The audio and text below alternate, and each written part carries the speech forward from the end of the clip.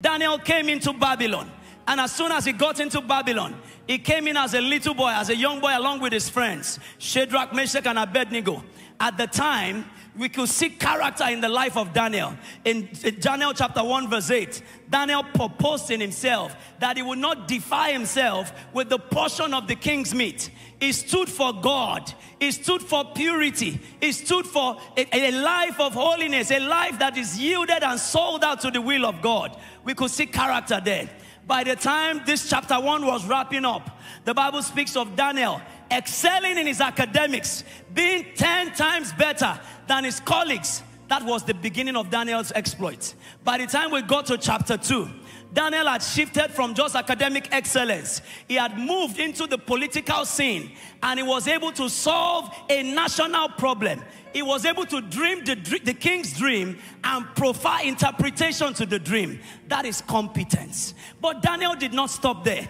If you continue studying the book of Daniel, you know, in chapter 2, he needed to go to the Lord and seek the face of God to be able to get downloads from the Lord.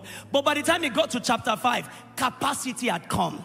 Daniel did not need to go back to his secret place. He was carrying the secret place around. He came into the king's palace, and the king was requesting, you know, something from him, that he would bring interpretation to the handwriting on the wall. Right there and then in verse 17, I want you to see this.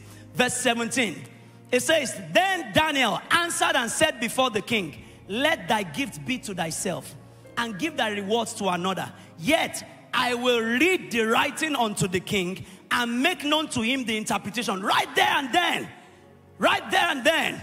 And then as you cross into chapter 6, you will see the secret behind Daniel's success.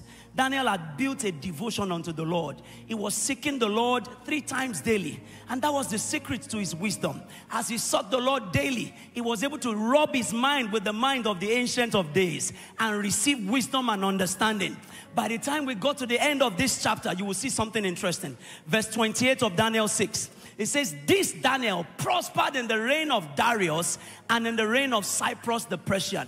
Many of us believers, because of a new regime in a country like ours, we feel, oh, maybe things will turn around for us in the negative. But Daniel prospered in the reign of Nebuchadnezzar, prospered in the reign of Belshazzar. We see him prospering in the reign of Darius, and also prospering in the reign of Cyrus. You and I are like that tree that is planted by the rivers of water. All other trees depend on rain to fall, but this tree doesn't need to wait for rain. It is planted by the rivers of water. I don't know if I have 2 or 3 people here in the house tonight that believe that this is the best season in their life. Can you shout hallelujah?